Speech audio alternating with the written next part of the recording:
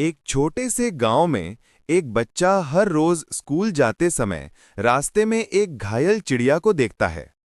वो बच्चा उसे खाना और पानी देता है। धीरे धीरे चिड़िया ठीक हो जाती है और उड़ने लगती है। कुछ दिनों बाद वही चिड़िया उस बच्चे के पास चमकता हुआ एक छोटा सा सिक्का लेकर आती है। बच्चा हैरान हो जाता है, लेकिन खुश भी होता है।